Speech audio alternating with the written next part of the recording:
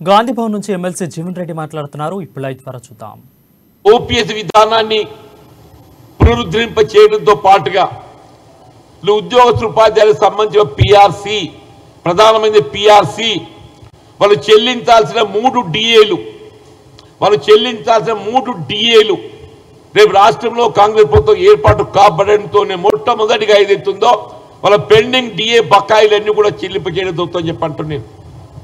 వాళ్ళు they are in service or retired also.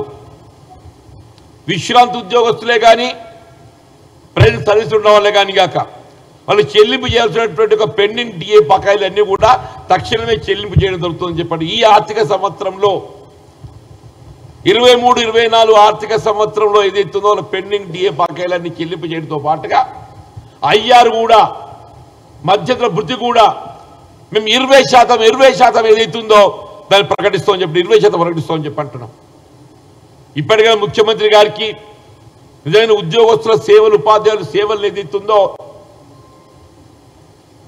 మీరు ఒక ఫ్రెండ్లీ గవర్నమెంట్గా పొందాలని చెప్పి భావించినట్టయితే మీరు తక్షణమే 20% ఏదైతుందో మధ్యంతర వృద్ధి ప్రకటించండి.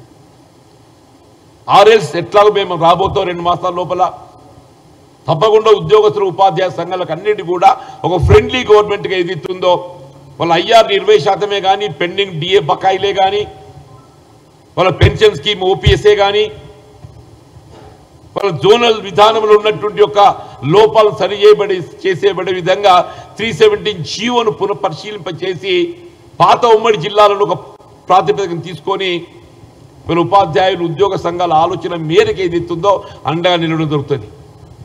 అట్లా నిరుద్యోగ యువతకు సంబంధించి కూడా ఉద్యోగస్తులకు ఖాళీలన్నీ కూడా భర్తీ చేయడం ఒక ప్రాతిపదిక.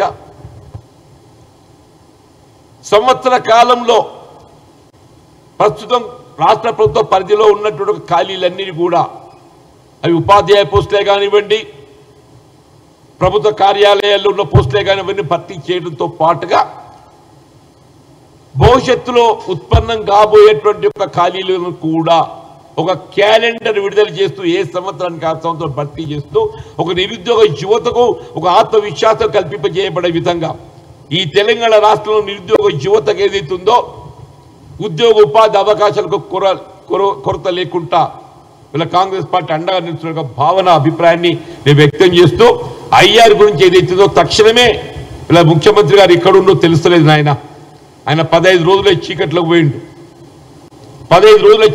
పోయిండు. కాస్త ఈ ఐఆర్ పునఃపరిశీలనతో ఆయన వెలుగులోకి వచ్చి ఆ 20% దాన్ని మీరు ప్రకటింపజేయబడే విధంగా తక్షణ నిర్ణయం ప్రకటించాలని చెప్పి డిమాండ్ చేస్తున్నాం. Thank you.